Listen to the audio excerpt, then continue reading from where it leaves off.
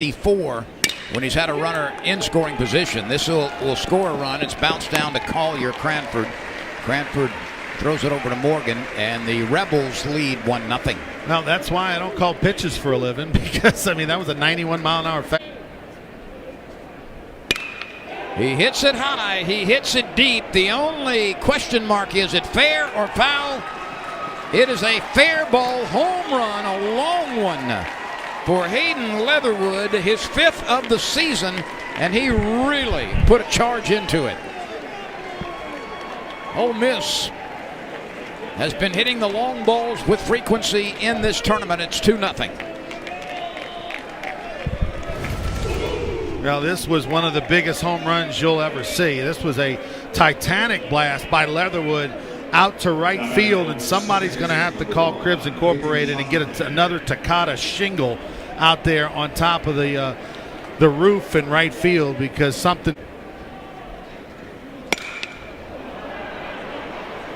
Chatinier ties into one. Way back it goes. It's over the head of the center fielder Cruz, up against the wall. And Chatinier bangs a double off the center field wall, his 7th. And these Rebels have been swinging solid sticks here in the first 2 innings. Runner is on the move from second base, and he was absolutely unguarded.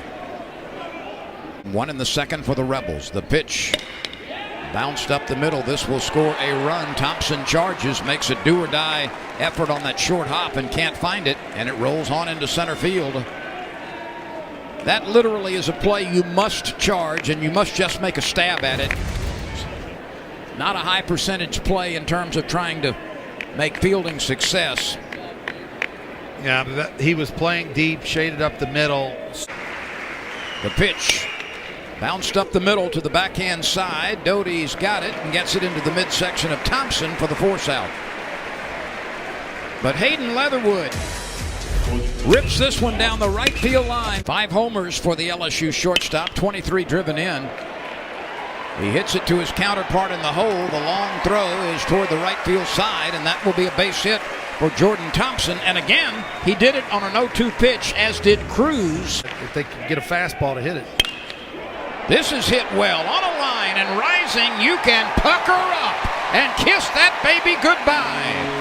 Josh Pearson, for the 7th time this year, rams one out of the ballpark, and on one swing, this is a 1-run game. And Josh Pearson really put a charge into it. That ball had a contrail as it left the ballpark. Yeah, that fastball, only 89 miles an hour, that pitch, and Pearson took advantage of it. Watch how quick he is and just compact. Boom, just short to the ball. He loves an elevated fastball. He's got great balance up there, and he runs that one halfway up the stands, and no doubter off the bat. That is the third. Deliver the ball like a shot putter or a discus thrower, if you wanted to, from that box. And that box was in play for Hasty working. The 1-2 pitch. Swing and a miss. Back-to-back strikeouts by the left-hander. Hasty with a long stretch. Kicks and unfurls it. It got by McManus, and the runner is safe at first. And that has happened way too much. It's hit high. It's hit deep. You can pucker up and kiss that baby goodbye. Trey Morgan, still laboring with an injured leg, tattoos one into the right field bleachers, and we are brand new, and home runs have accounted for all the LSU runs in the last 2 innings. Home run number 5 for Trey Morgan. Well, it's crazy to think that this ball game is tied, because Ole Miss seems to have been in control. It's actually a breaking ball from Diamond, hangs one a little bit, thigh high, and Morgan, such a good hitter, goes and gets. How about the effort by that fan out there? That's showing some want to, Coach. He went over the top of the back of a seat. A liner to right. That's down for a base hit. That's the one wrinkle in Raiselman's game that he will undoubtedly get better at over the next year or two. And Elko is off.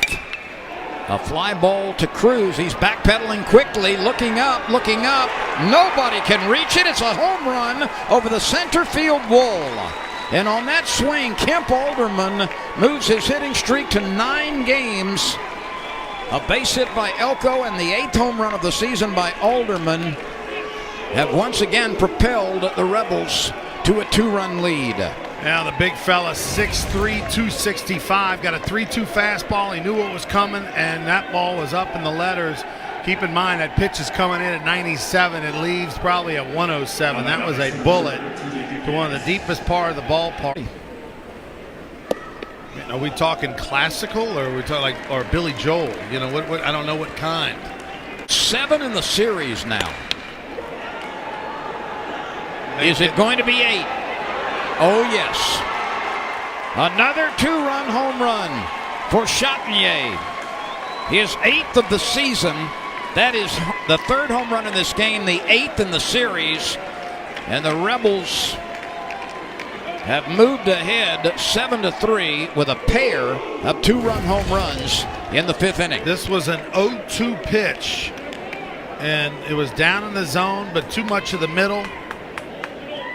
That's the thing on lines one to left field. It's off the glove of Kevin Graham.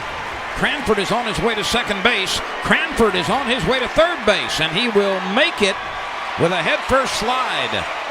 And then he upends the third baseman, Justin Bench, with that slide. Bench is slow to get up. Graham is slow to get up in left field. And Graham, quite honestly, should have caught this ball in left field.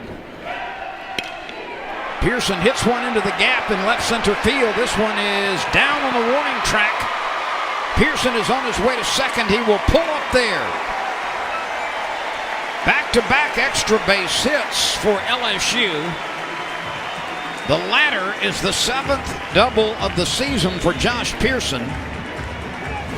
And the Tigers come climbing back with one in the 5th. Boy, he's so good. You know, his former coaches up in the Monroe area, Wade Semino, Jeff Schexnayder, who saw him a lot, said arguably the best swing of any player either one of them's ever coached. And as much as Mike Bianco wanted to allow Derek Diamond to pitch the 5th to get 2 outs, a runner at third, a liner to left field. That's hit well, but it is right to Kevin Graham, who didn't have to move much. The Rebels down for an inning or two. His first pitch is hammered into the left field corner. And Bench stops at second base. He has been trouble at the top of the order. That's his 2nd double today. He also had to be in 2 places at one time. This ball is deep. It's way back, and it's off. Let's see how far this goes. It is off the wall. It stays in the field of play. And a double by Dunhurst, his first base hit of the day. He is balanced. He's got to win them all at Vanderbilt. This will help LSU. A long fly ball to left field. It winds up on the back row of the bleachers. It's a home run for Tyler McManus. You can pucker up and kiss that baby goodbye.